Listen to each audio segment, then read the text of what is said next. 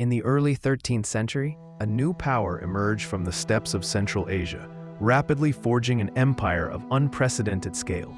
The Mongol Empire, under the leadership of Genghis Khan and his successors, swept across continents, reshaping the geopolitical landscape. Its relentless expansion soon brought it to the doorstep of the Korean peninsula. The Goryeo dynasty, then ruling the Korean peninsula, had enjoyed centuries of relative peace and cultural flourishing. Its sophisticated society and strong Buddhist traditions stood in stark contrast to the nomadic might of the Mongols. Yet Goryeo was about to face its greatest challenge. The initial Mongol incursions into Goryeo began in 1218, primarily as punitive expeditions against Khitan refugees who had fled into Goryeo territory. These early encounters escalated, leading to the first full-scale invasion in 1231. Under the command of General Saratai, Mongol forces crossed the Yalu River. Goryeo's defenses were formidable, but the sheer scale and ferocity of the Mongol army were overwhelming. The Goryeo court, led by King Gojong and the powerful Che military regime, made a strategic decision. They relocated the capital from Gaegyang to the fortified island of Ganghwa in 1232. This move to Ganghwa Island marked the beginning of a protracted and brutal conflict. While the court sought refuge, the mainland Goryeo population endured immense suffering. Yet the spirit of resistance burned brightly among the common people and local militias. Numerous local commanders and peasant armies rose up, engaging in guerrilla warfare against the Mongol invaders.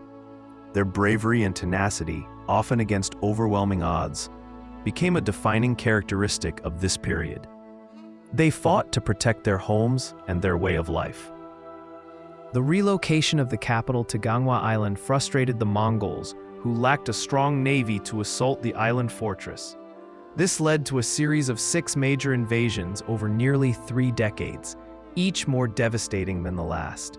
The Mongols sought to compel Goryeo's submission. The second invasion in 1232 saw General Saratai killed by a Goryeo archer, Kim Yun-hu, a significant morale boost for the defenders. Subsequent invasions, including those in 1235, 1238, 1247, and 1253, systematically ravaged a mainland. Cities were sacked, and vast swathes of the countryside were laid waste. The prolonged conflict exacted an unimaginable toll on Goryeo. Famine, disease, and widespread destruction became commonplace. Despite the devastation, the Goryeo court on Ganghwa Island remained defiant, refusing to yield completely. They continued to organize resistance efforts. The Mongols, in turn, grew increasingly frustrated by Goryeo's stubborn refusal to surrender. Their tactics became more brutal, aiming to break the will of the Goryeo people through sheer attrition. The land was scarred by years of relentless warfare. By the mid-1250s, internal divisions within the Goryeo court began to weaken its resolve. The Chu military regime, which had dominated Goryeo politics for decades, faced growing opposition. King Gojong and the civil officials increasingly favored a peaceful resolution. In 1259, after nearly 3 decades of conflict, Goryeo finally capitulated. A peace treaty was signed and Goryeo became a tributary state of the Mongol Yuan dynasty.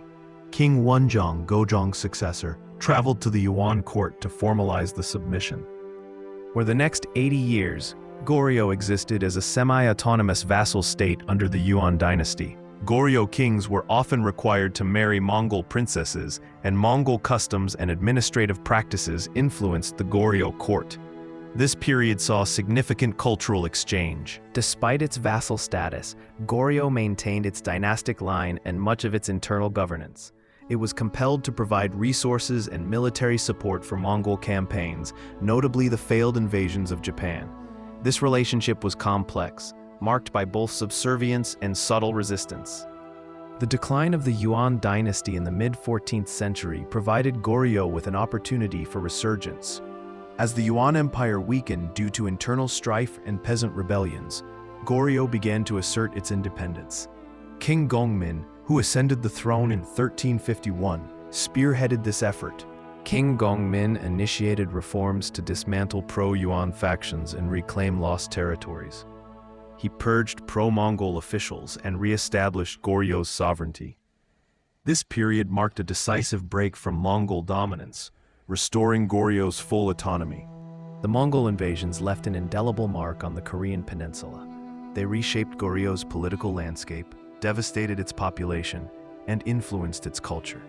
Yet the period also stands as a testament to Goryeo's extraordinary resilience and the enduring spirit of its people. The struggle against the Mongol Empire forged a national identity rooted in resistance and perseverance. It is a powerful narrative of a smaller nation enduring against an overwhelming global power, ultimately emerging to reclaim its destiny.